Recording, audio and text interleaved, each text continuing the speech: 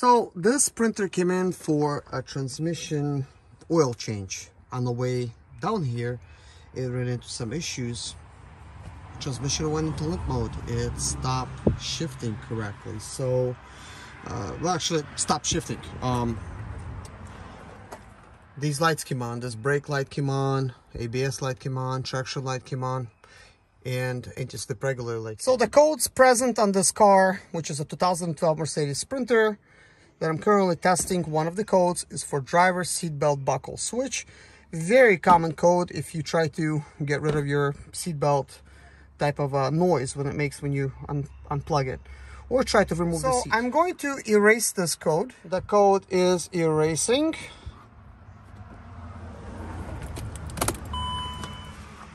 And now it's erased. So we have a little bit more codes right here. So we have left main beam open circuit in wiring, brake wear sensor open in wiring, connection to terminal 54 at base module short circuit to positive. So these codes are existent right now. They could be just noise. So we're just gonna go ahead and get rid of them. If they come back, that means the problems haven't been solved. So this van also has an issue. If you do not unplug the battery, it will get drained in approximately 2 days. Definitely will be completely dead in 3 days. So usually a dying battery means there's a drain on electricity somewhere. A lot of it has to do with an open circuit and wiring. So we have brake wear sensor, which has an open circuit. And we do have some of these other possibilities here. So I believe that if you solve maybe possibly one of them, that it's gonna stop draining the battery. Now, it might be different on every single vehicle. I'm kind of curious to find out what's on my 2010, because also it's draining the battery. So I'm gonna compare notes and hopefully find the issue. Normally it has to do with the Y cable, with the bad design, which I will explain a little bit later. We're going to go ahead and delete these codes because I've taken notes. And yes, we do want to delete fault memory. Switch off ignition, which we will do. Switch on ignition. And now it's done. 2 codes has gone away, except one code, which is for brake wear sensor, which has an open circuit and wiring. And that is absolutely fine, because why would it go away? Once the brake wear sensor wears out, it contacts with metal, and then it creates an open circuit. So therefore, that's just gonna need to be fixed at the time of a brake job.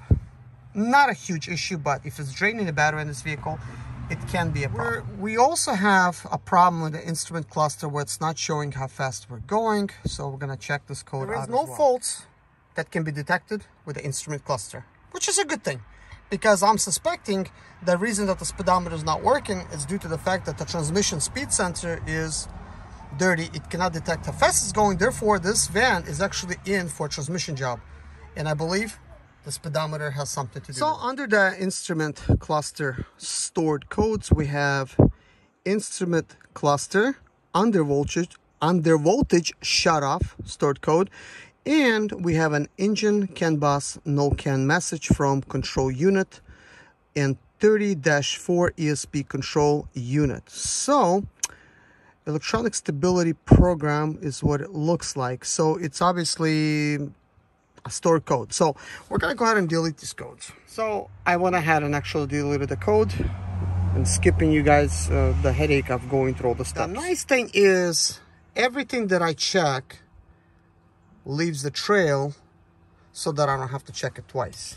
Here I found a little bit more codes. So we have the power supply in the system is too low stored, which is true. The battery is dying on this vehicle. And the limit value for electrical voltage has not been attained. So it's showing about 9 volts for the battery. So that is stored. This is a stored code. This is not a current code, which is correct. So we're actually going to go ahead and actually get rid of this. So under stored codes for electronic ignition switch, we have these codes. Under current codes, there was none. So we have emergency unlocking by control unit ESP was performed. Emergency unlocking, the signal transmitted by control ESP was received. And 73 EIS EZS control unit under voltage.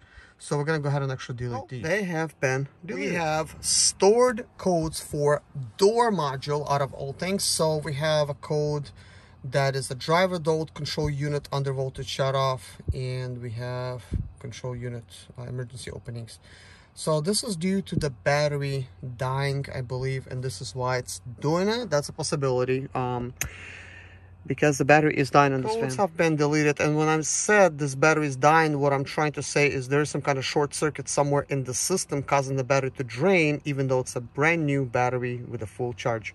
It will kill it in a little bit more than 2 days. Checking the common rail, these are codes. This is what we have, no fault codes, but let's see if there's anything in stored codes. There is no place for stored codes, so therefore we're not gonna check that on this one. Okay, so we're going to go ahead and scan the electronic transmission control module and see what we're going to get. Let's see here. So we do have a place for stored codes, but let's see if there's any current codes. Yes, we do have a current code. This transmission was acting up on the way over here. So we have CAN bus, no or incorrect CAN message from control unit, and 30-4 ESP control. So there is that. So let's go ahead and actually just exit out for now and see what we have in stored codes.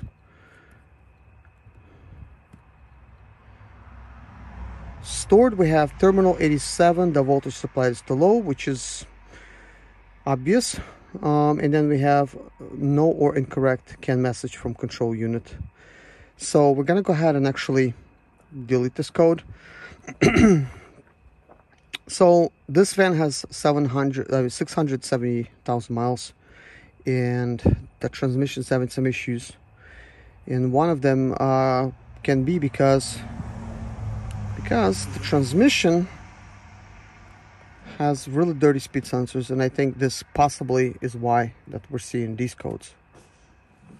We're going to go ahead and scan electronic selector module, see what we get in that one. So we're gonna do current fault codes. No fault codes. Stored fault codes. Yes, we have under voltage, which is obvious, and then we have no or incorrect CAN message from control unit and 30. So basically similar type of thing. So we're gonna go ahead and actually delete these type of codes. And let's see, I'm gonna go to current and do all that stuff too. So we're gonna go ahead and delete this one as well, because when it leaves my shop, it's not going to have any of these issues. I mean, this is not why it's here, but partly the things that I'm working on has to do with some of these codes. So this has to do with AC system. So let me just use the proper wording, I guess. Let's go back. So KLA, automatic air conditioning. So when we look at the stored codes, we have component interior temperature sensor is defective, and we're gonna go ahead and actually delete that. So maybe it's gonna come back. Obviously, I mean, it was defective, it should come back. So this has to do something with interior temperature sensor. Now the reason that this might be is because it's probably showing incorrect temperature for the interior on the dash. So that is that. Not a huge problem, but next I'm gonna go ahead and scan the steering column module and see what we have for current codes. I mean, this van probably hasn't been scanned thoroughly like this in a very long time, so there's a good chance in 670,000 miles something went wrong. So here we do have something wrong. So we have an 80 SCM MRM control unit under voltage, which is kind of obvious. It's probably getting under voltage right now because the battery is possibly somewhat dying. It shouldn't be, because I had this battery disconnected, and this vehicle has a brand new Mercedes battery which was disconnected at the time where this vehicle came into my shop. So Let's go look at the heater booster. I'm just doing these things. I don't have to do these things. I'm actually just doing this for one of my customers. It's actually a friend of the family, so I want to make sure he's happy. So I'm basically doing some things that I'm not charging for. I'm just basically helping him out. The main thing is the transmission. So there's nothing there. Tire pressure monitor doesn't matter. So we have radio sound, everything's good there. Let's go ahead and start this van up. It came with bunch of codes, and looks like we have an issue where that brake light comes on, SRS comes on, that triangle comes on. So what do we have here? Let's take a look at it again and go through some of these type of things. So at the very top right there, we have tire pressure monitor, we have ABS, we have traction control, we have anti-slip regulator type of light, doors open light, brake wear sensor light, parking brake applied light. So let's see, let's release the parking brake. We also have brake, which is on.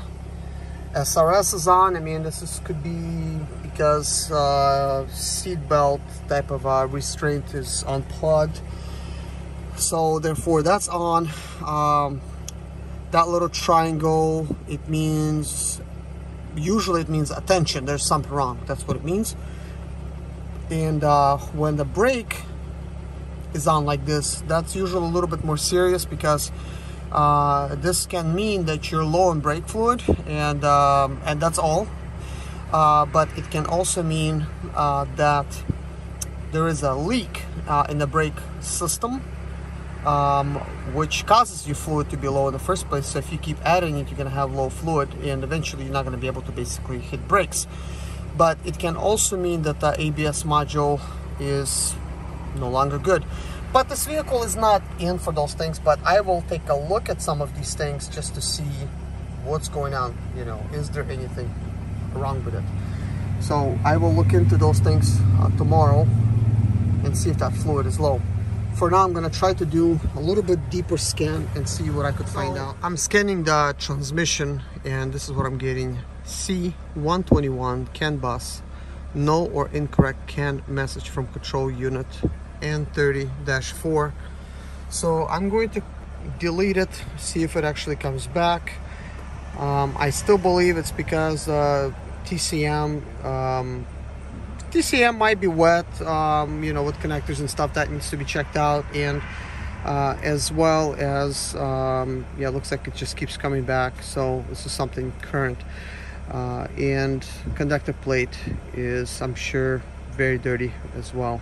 It is confirmed. The SRS code, which is 9013, it is for driver seatbelt buckle switch. So if we go back, you could see that SRS supplemental restraint system. It is unplugged. It is unplugged, so it doesn't make noise like beeping sounds if you unplug your seatbelt. Let's say when you're backing up to the dog doors and you have to unbuckle yourself. This is a delivery vehicle, so it's probably down for that reason. So I decided to actually check the brake level, and if you could see, this is where the level is in the brake fluid. So that means it is not losing brake fluid. It's got enough brake fluid, therefore no fluid needs to be added, but the brake light is on. So what does that actually mean? Well, it can mean a couple things. One of them, the transmission is having some issues, and it might have a way to indicate to keep you from driving is to display another type of warning, like a brake. So it's like, brake, stop driving, don't go anywhere. It can be due to the fact that the transmission is actually having that type of issue. As a matter of fact, this van came to a stop and stopped driving, you know, at a truck stop. It was not moving forward, or in reverse. But I already experienced this in the past, so I told my customer to wait there about 10-15 minutes, try it again. That actually helped, but we did try it in 5 minutes. It was still not moving. Tried it in 10. In about 15 minutes, the van was able to actually move and get to my shop. But it was only driving 35 miles an hour because it's also in limp mode. It actually just triggered limp mode, and that limp mode basically caused this vehicle to drive about 35 miles an hour because he's probably in second gear. Transmission is no longer shifting. So this is why it might be displaying this brake. It's like, stop driving, don't go anywhere. Like, you're not supposed to, go to the dealer, get service done. It's kind of like that. Limp mode, that's what it's for, to limp you home or limp you to a shop. It can also mean that ABS module is no longer working. I mean, that would explain all of the lights on dash, for the ABS, ESP, and traction control lights, that this basically the system is no longer working.